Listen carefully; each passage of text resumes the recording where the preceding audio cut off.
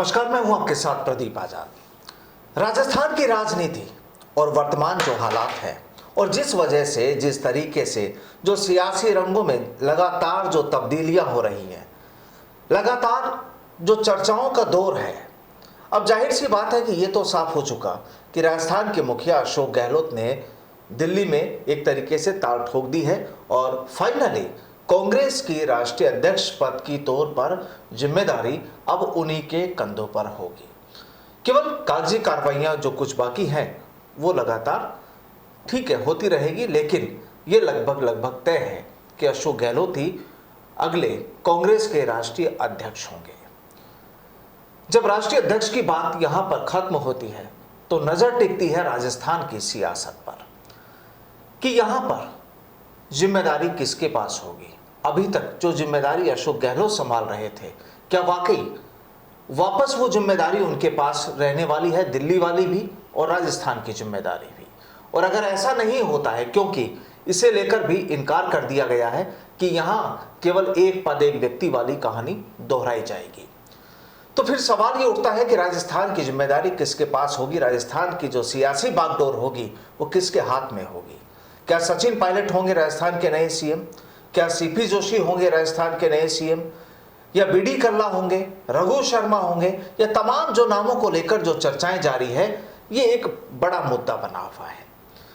दरअसल बहुत लोग इंटरनल तौर पर, अंदरूनी तौर पर इन चीजों को भी अब सामने लाने लगे हैं कि आखिर राजस्थान में क्या होना है। और वजह केवल ये भी है कि अगले साल राजस्थान में विधानसभा चुनाव का बिगुल भी बजेगा और जाहिर सी बात है कि बीजेपी कांग्रेस को चुनौती देगी और कांग्रेस बीजेपी को। आखिर क्या होगी राजस्थान की कहानी और क्या होगी देश की, हिंदुस्तान की कांग्रेस की कहानी? आज इसी मुद्दे पर चर्चा होगी और चर्चा के लिए हमारे साथ मौजूद हैं बच्चू सिंह बैसला जी। आप राष्ट्रीय महासचिव संगठन यानी अखिल भारतीय गुर्जर महासभा के राष्ट्रीय महासचिव हैं संगठन में। बैसला साहब, आपका बहुत बहुत स्वागत है हमारे साथ कार्यक्रम में शरीक होने के लिए। नमस्कार। और सबसे पहले जानना चाहेंगे, क्योंकि जब नाम राजस्थान में सचिन पायलट का जब चलता है सीएम के पद के लिए, तो लगातार एक पब्लिक का रुझान जो होता है, खास तौर से समाज का रुझान भी काफ़ी होता है। तो क्या, सबसे पहले तो ये बताइए कि क्या लगता है कि राजस्थान की बागडोर अब किसके हाथ में जा सकती है? देखिए प्रदीप जी, नमस्कार। सर्वप्रथम तो मैं आपके चैनल का आभार व्यक्त करता हूँ, आपने मुझे इस लायक समझा, इसके लिए बुलाया, धन्यवाद। मैं आपको कहना चाहता हूँ प्रदीप जी, देश के अंदर जितने भी राज्य में कांग्रेस ने अपनी सत्ता प्राप्त करी, उस लाइन ऑफ एक्शन पर, वैसे मैं एक सामाजिक संगठन के नाते एक राजनीतिक किसी पार्टी का पदाधिकारी नहीं हूँ, लेकिन आपने मुझसे एक राजनीतिक क्वेश्चन किया है तो मैं उसका जवाब भी मैं देना चाहूँगा। एक नेचुरल जो जी किसी चीज़ का नेचुरल वो बनता है, हक बनता है। जिस तरह से पंजाब के प्रदेश अध्यक्ष जब पीसीसी चीफ कैप्टन अमरिंदर थे और कैप्टन अमरिंदर जी जब वहाँ के पीसीसी चीफ मुख्यमंत्री हुए, छत्तीसगढ़ के पीसीसी चीफ भूपेंद्र बघेल थे, जब सरकार बनी तो पीसीसी चीफ ही मुख्यमंत्री बना। मध्य प्रदेश के कमलनाथ पीसीसी चीफ थे, वो भी जब मध्य प्रदेश की सरकार बनी तो मुख्यमंत्री वो बने। हर राज्य का पीसीसी चीफ मुख्यमंत्री पद का हकदार बनता है, क्योंकि उसने मेहनत की, उसके नेतृत्व में ही सरकार आई। सरकार का असली हकदार वो व्यक्ति है जिसके नेतृत्व में उसने सरकार लाने का काम किया। तो राजस्थान का पीसीसी चीफ मुख्यमंत्री क्यों नहीं? ये बड़ा मजेदार विषय है और सोचना चाहिए इस विषय पर। जिस व्यक्ति ने 6 वर्ष पूरी धूल छानी इस राजस्थान की धरती की, जब कांग्रेस वेंटिलेटर पर इस प्रदेश में पड़ी थी। 20 और 21 सीट क्या होती है प्रदेश में? 200 सीट में से 20 सीट पर आपकी कांग्रेस सर्वाइव कर रही थी, और जब वेंटिलेटर पे थी तब पीसीसी चीफ का जिम्मा किसको मिला था? राजस्थान का सचिन पायलट जी को। उसके बावजूद उस व्यक्ति ने पूरी रात और दिन मेहनत करके, पूरे प्रदेश में धूल छान करके उसने अपने पार्टी को खड़ा करके वेंटिलेटर के मौजूदा सरकार से 3 सीट जो है उपचुनाव में छीनी, जबकि किसी की सरकार नहीं थी। कांग्रेस वेंटिलेटर पर होने के बाद भी उन्होंने 4 लोक विधानसभा का जब उपचुनाव राजस्थान में हुआ, उसमें से 3 सीट सचिन पायलट के पीसीसी चीफ नेतृत्व में बिना सत्ता होने के बावजूद, जबकि सत्ता की तरफ जाता है कोई भी व्यक्ति उपचुनाव में जी, उसके बावजूद 3 सीट छीनी। उस व्यक्ति ने पूरी पार्टी को प्रदेश में इस मजबूती से खड़ा किया कि आने वाले चुनाव में आपको 2000 जो आपकी 18 की जो सरकार बनी जी, उसमें आपकी सरकार तक बनाने का काम किया उसने लाने का। लेकिन जब मुख्यमंत्री बनने का नंबर आया तो किसी और का नाम आ गया, तो वो गलत हुआ। लेकिन जो हुआ सो हुआ, उसको छोड़ दीजिए। आज का परिदृश्य क्या कहता है, आज की तात्कालिक मांग क्या कहती है? जो सीएम इन वेटिंग खड़ा हुआ है, उस व्यक्ति को छोड़ के थर्ड पर्सन का नाम चलाना बेईमानी है या नहीं है? सरासर बेईमानी है। और आज युवा नेताओं में देश के अंदर राहुल गांधी के साथ कोई खड़ा है तो सचिन पायलट मजबूती से खड़ा है। तो 2 साल पहले जो तस्वीर बनी थी राजस्थान में, जब ये मानेसर गए थे अपने कुछ साथी विधायकों के साथ, तो वजह यही हो गई? अब क्या कह सकते हैं उसके बारे में? देखो, हम किसी पार्टी के बारे में, क्योंकि मैं पार्टी का, कांग्रेस का कोई पदाधिकारी नहीं हूं या मैं किसी दल का पदाधिकारी नहीं हूं, तो मैं एज ए पार्टी के पदाधिकारी इस पर कोई भी वो नहीं करना चाहूंगा। लेकिन मैं एक समाज के संगठन के नाते, हर समाज के व्यक्ति को अपना मुख्यमंत्री बनाने का हक रखने की बात रखने का अधिकार है। मैं कहता हूं मेरे को भी रखना है और हर व्यक्ति को अपने समाज की बात रखनी चाहिए, कोई तकलीफ नहीं है मुझे उससे कहीं। लेकिन जो व्यक्ति कोई परीक्षा में बैठा ही नहीं, परीक्षा में बैठा, परीक्षा बैठने के बाद जब परीक्षा पास करता है फिर उसके बाद इंटरव्यू में जाता है, तो सीएम इन वेटिंग जो व्यक्ति मुख्यमंत्री के पद का आज भी हकीकत में अगर है, अगर कांग्रेस को अगर पूरे देश के अंदर अपने आप को खत्म करना है या अपने आप को कहीं आगे नहीं बढ़ाने की सोचना है, तो शायद मुख्यमंत्री सचिन पायलट के बारे में ना बनाने का विषय होगा। अदर देन इस समय ये हमको भी भरोसा है और आपको भी भरोसा है और पूरे देश और प्रदेश की जनता बड़ी टकटकी लगा के देख रही है इस विषय पर कि सचिन पायलट ही अगले मुख्यमंत्री होने जा रहे हैं। अच्छा, ऐसा मेरा विश्वास है। सर एक चीज बताइए कि ठीक है, माना कि उन्होंने 18 में कांग्रेस को मजबूत किया, सरकार बनाई, तमाम सारी चीजें बिल्कुल आपकी ठीक है, लेकिन अगर ऐसा क्या और क्या खास है कि अब उन्हें सीएम बनाना चाहिए? क्यों, वजह क्या मानते हैं? वजह आज के समय की जो युवा लीडर की जो डिमांड है, युवा नेतृत्व की जो बात है, काम करना, सरकार काम अच्छा कर रही है, सब कुछ अच्छा कर रही है, सब कुछ बढ़िया बातें हो रही हैं, और भी इससे पहले भी बहुत अच्छे काम किए थे जब भी 20 पर आए थे। लेकिन अगर वापस में संघर्ष और बराबर की टक्कर, अगर कांटे की टक्कर पैदा करनी है वापस चुनाव में 2023 में, तो उसकी आवश्यकता, नीड सचिन पायलट ही मुख्यमंत्री के रूप में दे सकते हैं। अदर देन माफ करना, आने वाले समय 2023 में मैं भी यहीं रहूंगा और आप भी यहीं रहेंगे। अगर किसी को टक्कर दे सकता है तो इस समय सचिन पायलट मुख्यमंत्री बनना कांग्रेस की मजबूरी है। और अगर मान लीजिए जैसा कि जो चर्चा है कि आलाकमान फैसला करेंगे या यहाँ के विधायक फैसला करेंगे, अब जो पिछले 2-3 सालों में जो पूरा माहौल बना है उसके हिसाब से आपको लगता है कि यहाँ के विधायक और मंत्री वो इस चीज के लिए तैयार होंगे या आलाकमान तैयार होंगे? देखिए, और अब तो आलाकमान गहलोत बन जाएंगे। आलाकमान तो लगभग फाइनल तय कर चुका है। गहलोत साहब राष्ट्रीय अध्यक्ष रहेंगे, वो बनेंगे, कोई दिक्कत नहीं, कोई तकलीफ नहीं, वो बनेंगे। गांधी परिवार के विश्वस्त हैं, उनको सब कुछ अध्यक्ष के रूप में, ओबीसी के चेहरा के रूप में देश में देखा जा रहा है, इसमें कोई इफ़र्ट नहीं है। लेकिन इसके साथ में सचिन पायलट के लिए आलाकमान निर्णय ले चुका है, गहलोत साहब को भी राजी कर चुका है। इस बात पर गहलोत साहब भी समझते हैं, वो समझदार व्यक्ति हैं, बड़े धीर गंभीर व्यक्तित्व के धनी हैं। वो जानते हैं इस बात को कि अगर अब आगे की लड़ाई लड़नी है तो मुझे मौका सचिन को देना पड़ेगा। ये इट्स वेरी क्लियर। ये आप इस बात को प्रैक्टिकल सोचेंगे, इस बात को गहलोत साहब चाहे कुछ भी कहें, लेकिन वो भी स्वीकार अंदर मन में ये खाने उनके हो चुका है कि अब सचिन पायलट मुख्यमंत्री बनेगा।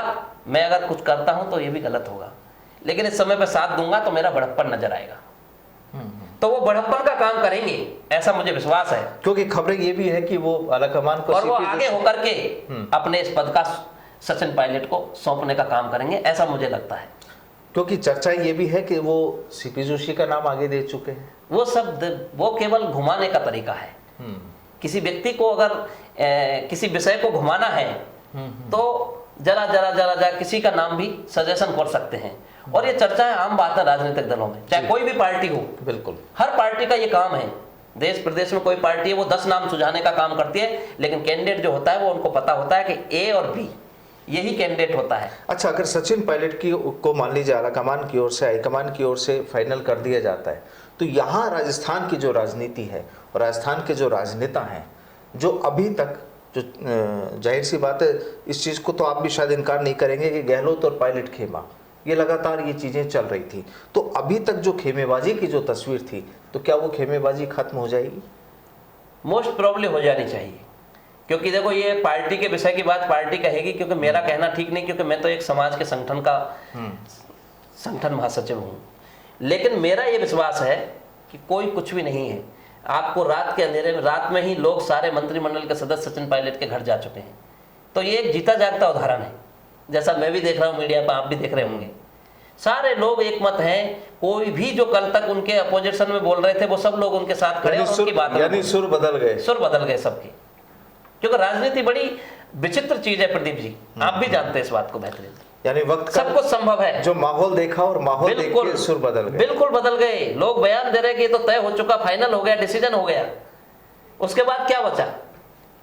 अच्छा, मुझे नहीं लगता कोई भी कुछ ऐसा कुछ भी होगा, सब नॉर्मल हो जाएगा। चलिए, अगर आप बात कर रहे हैं कि समाज की लीडरशिप आप कर रहे हैं, समाज क्या चाहता है राजस्थान का? समाज की तात्कालिक जो डिमांड है इस समय, समाज केवल एक ही टकटकी लगा के देखा है। क्योंकि समाज ने जब ये 2018 विधानसभा चुनाव हुआ था, अपने भारतीय जनता पार्टी या अन्य दल से कोई व्यक्ति जो लड़ा, कांग्रेस को छोड़ के, किसी भी कम्युनिटी का व्यक्ति हमारे गुर्जर बाहुल क्षेत्र की विधानसभा में चुनाव लड़ने आया और वहां सचिन पायलट ने कहा कि मुझे अगर आप बहुमत देके इनको जिताओगे तो आपका बेटा मुख्यमंत्री बनने जा रहा है।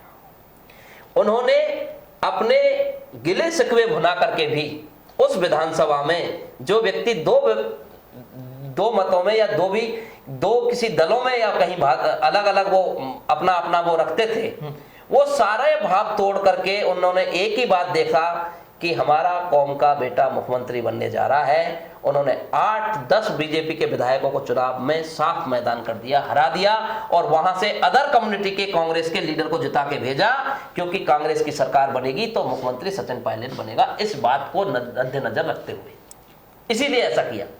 और वो कौम इस बात को अंतिम समय तक वो अंतरिम राहत के रूप में इसको देखने पर आतुर हो रही है, क्योंकि उसने जो सपना सोचा था, जो 2018 में वोट किया था, जो उसको देख करके, उसके चेहरे को देख करके कि इसको मुख्यमंत्री बनेगा अगर हमारा वोट इधर जाएगा तो, ये देख करके जो वोट किया था, वो आखिरी सांस इस बात पर रख रहा है कि देखे अब ये आला कमान क्या तय करता है। और इस बात पर टकटकी, ना कि केवल राजस्थान प्रदेश, हिंदुस्तान के प्रदेशों में इस बात का बड़ा मैसेज जाएगा, क्योंकि सचिन पायलट युवा लीडर है।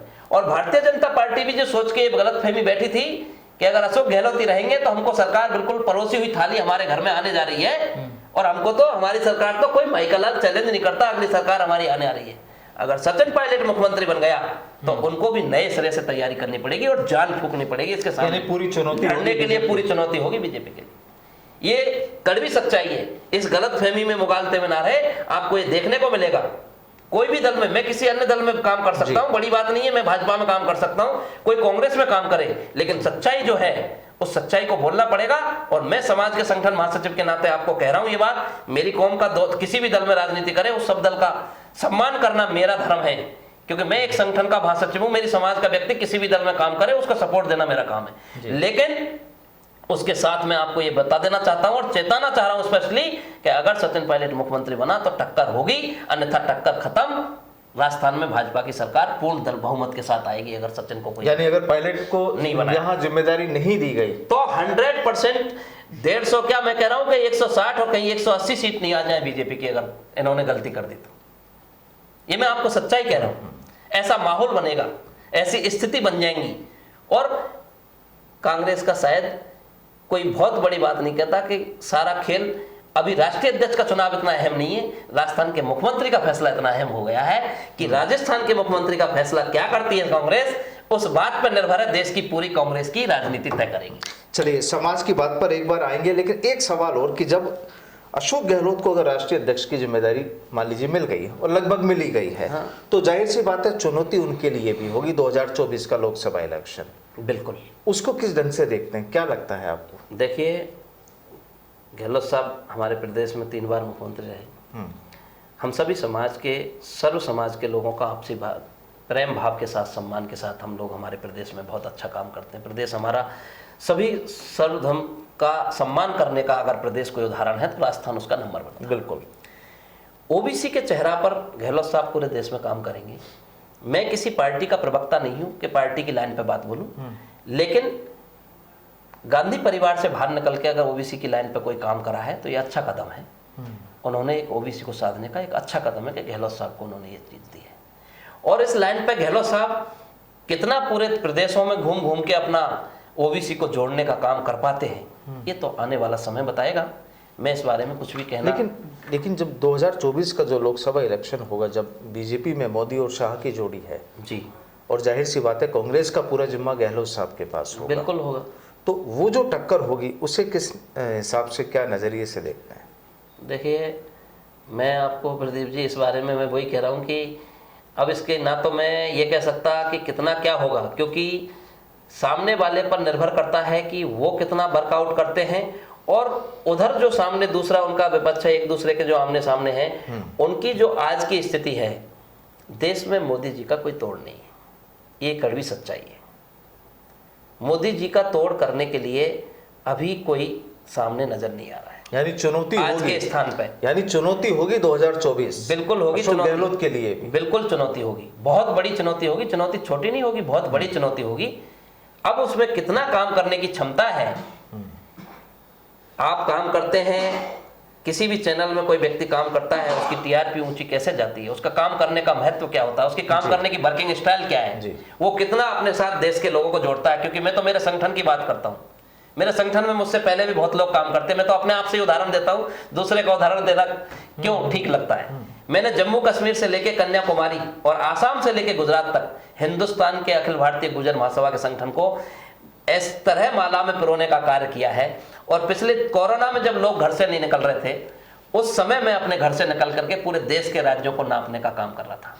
13 राज्य के मैंने बराबर, केवल प्रदेश की राजधानी छोड़ दीजिए, उन राज्यों की जिले स्तर पर मैंने जाने का काम किया है इस कोरोना काल में 2020 से, जब से मुझे एज ए राष्ट्रीय महासचिव संगठन का दायित्व मिला है। जी, पहले मैं राष्ट्रीय महासचिव था, राष्ट्रीय महासचिव और भी होते हैं, लेकिन राष्ट्रीय महासचिव संगठन होता है, वो प्रमुख होता है, संगठन की संरचना करना उसके पास होता है, जिस तरह पार्टियों में भी होते हैं। राष्ट्रीय संगठन महासचिव कांग्रेस में भी होता है, राष्ट्रीय संगठन महासचिव बीजेपी में भी होता है, जो नेक्स्ट टू प्रेसिडेंट होता है। नेशनल प्रेसिडेंट के बाद सेकंड लाइन का व्यक्ति होता है। और संगठन की संरचना करना, संगठन के बारे में चिंतन करना, मंथन करना, संगठन का किस रूप में संगठन का स्वरूप होना चाहिए, ये सब तय करना संगठन महासचिव का काम होता है। तो मैं उसी लाइन पे कह रहा हूं कि मैंने ये संगठन काम किया है।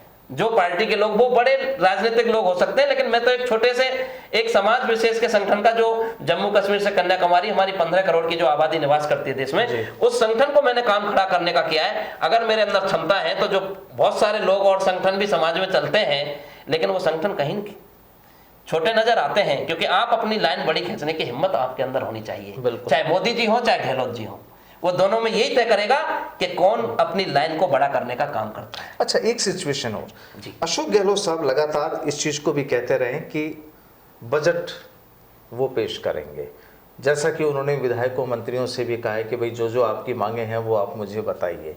तो कई बार इस चीज की चर्चाएं भी चलती हैं। 1%, अगर ऐसी सिचुएशन, क्या आपको लगता है कि ये भी हो कि इन्हें अध्यक्ष बनाने के साथ साथ फिलहाल बजट पीरियड तक राजस्थान के सीएम की भी अगर जिम्मेदारी दी जाए और अभी जो भी स्थितियां हैं वो यूं की यूं रहे, क्या लगता है ऐसा भी हो सकता है? अब देखिए, ये तो उनके आला कमान को तय करना है, इस बारे में मैं कुछ नहीं कह सकता। लेकिन जितनी देर कर रहे हैं उनके लिए घातक सिद्ध होगा। उसका नुकसान की भरपाई वो नहीं कर पाएंगे, क्योंकि समय बहुत निकल चुका है।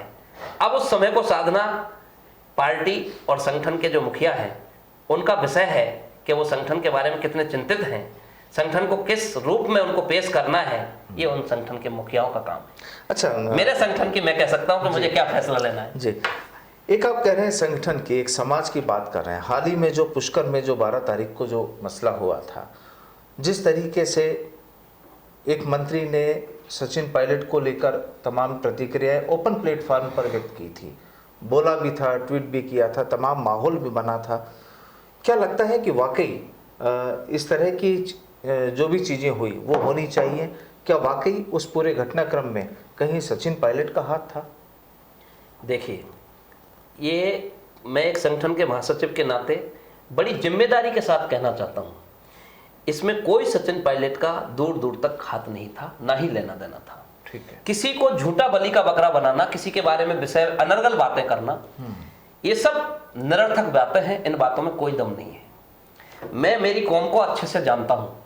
मेरी कौम को मैं जम्मू कश्मीर से कन्याकुमारी, हिंदुस्तान के अंदर मेरे को पूरी कौम से बिल्कुल उनके कहते हैं ना, उनकी मेन जाजम में बैठने का और चर्चा करने का आए दिन रात दिन मैं घूमता रहता हूँ। हाल ही में मैं अजमेर से आया हूँ जी। 4-5 दिन पहले मैं अजमेर ही था। वहाँ पर मेरा इस विषय पर कई इंटरव्यू भी हुए, तो मैंने समाज से एक सबसे बड़ी बात वहाँ जाके पूछी, लोगों से विचार किया, तो सब लोगों से ये निकल के आया है कि सचिन पायलट साहब का तो 1% उसमें कोई दूर दूर तक कोई लेना देना नहीं है। उसके साथ में हमारे संगठन के जिन लोगों ने इतना बड़ा कर्नल साहब की अस्थियों का विसर्जन का कार्यक्रम किया था, बहुत अच्छा कार्यक्रम था, पूरे प्रदेश में इतना मान सम्मान मिला कि कोई कल्पना नहीं कर सकते हैं। लेकिन एंड में आके जो हमारे संगठन के संचालन करता है या मुखिया हैं, जो संघर्ष समिति के मुखिया हमारे विजय भाई हैं, तो थोड़ी बहुत कमी अपनी स्वीकार करनी चाहिए कि हमसे कुछ गलती हुई है। अगर मुझसे कोई गलती होती है तो मैं स्वीकार करने में 1 मिनट भी नहीं लगाता जी। मुझे बोलने में कोई तकलीफ नहीं है इस विषय में कि हमसे कुछ तकलीफ हुई, हमने केवल राजनीतिक अखाड़ा बना लिया उसको।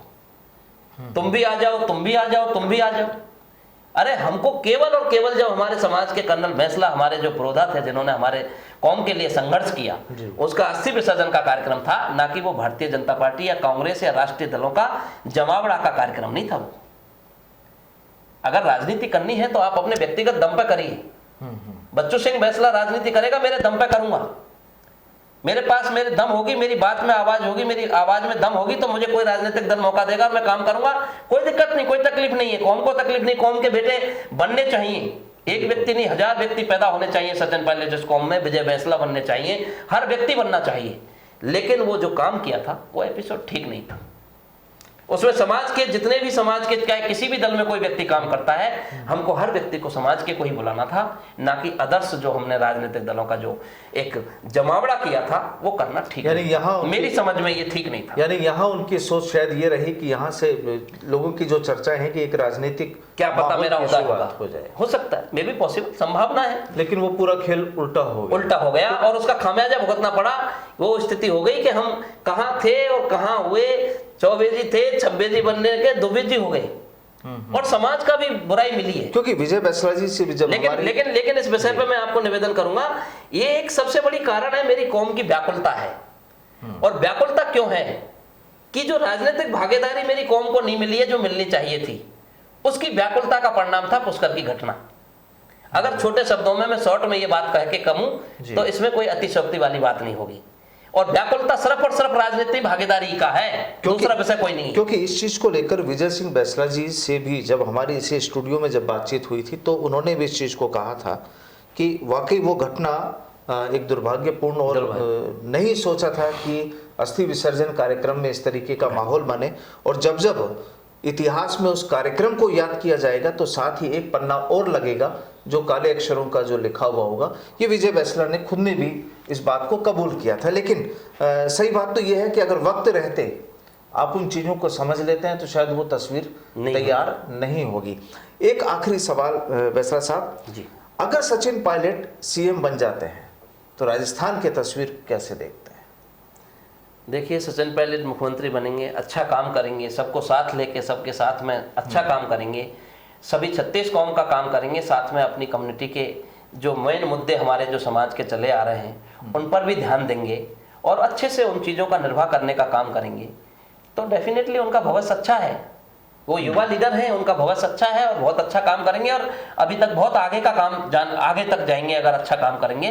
और काम पे ऊपर परफॉर्मेंस पे ही सब कुछ मिलता है आज के टाइम पर, चाहे कोई भी आप किसी भी फील्ड में काम करें, काम करके दिखाएंगे तो जरूर उनको उनका भविष्य अच्छा। यानी लगता है कि हाँ, आने वाले वक्त में राजस्थान में कुछ अलग ही माहौल होगा। बिल्कुल, बीजेपी के लिए सीधी चुनौती होगी, 100% चुनौती होगी, कांटे की टक्कर जिसको कह सकता हूं अगर सचिन पायलट मुख्यमंत्री बने तो। आपने बोला, कोई दो राय नहीं होगा। आपने बोला कि अगर सचिन पायलट सीएम नहीं होंगे तो मुश्किल से 15-20 सीटें, क्या होगा ये हाल कल्पना नहीं होगी, ऐसा हाल होगा। और अगर वो सीएम बन जाते हैं तो टक्कर कांटे की होगी, तो मजबूत हो जाएगा मामला, बिल्कुल मजबूत हो जाएगा। चलिए, तो कुल मिलाकर देखते हैं कि क्योंकि सियासत में कहा जाता है कि ऊंट किस करवट बैठता है, कब कौन सी कहानी लिख दी जाए कुछ पता नहीं चलता। और जैसे जैसे वक्त गुजर रहा है और आने वाले कुछ ही दिनों में तमाम चीज़ें ये बिल्कुल ऑन द रिकॉर्ड साफ हो जाएगी कि आखिर दिल्ली की सियासत जो कांग्रेस की जो दिल्ली में सियासत है उसकी तस्वीर कैसी होगी, और सबसे बड़ी अहम जिस पर सबकी नज़रें टिकी हुई हैं कि राजस्थान की तस्वीर कैसी होगी। क्योंकि यहाँ पर जिस तरीके से सचिन पायलट को लेकर लगातार उनके चाहने वाले, उनके प्रशंसक लगातार इस मांग पर हैं कि वाकई अब जिम्मेदारी दे दी जाए, 2018 वाला हिसाब ना किया जाए। और जिस तरह से बच्चू सिंह बैसला जी अभी कह रहे हैं कि अगर फिर लेट लतीफ़ी की तो जाहिर सी बात है कि उसका खामियाजा भी कांग्रेस को उठाना पड़ सकता है। बहरहाल देखते हैं कि आने वाले वक्त में तस्वीर कैसी होती है। बहुत बहुत शुक्रिया बैसला साहब हमसे बातचीत के लिए आपका। नमस्कार। आज के लिए फिलहाल इतना ही, फिर मुलाकात होगी एक नई शख्सियत के साथ। फिलहाल नमस्कार। नमस्कार।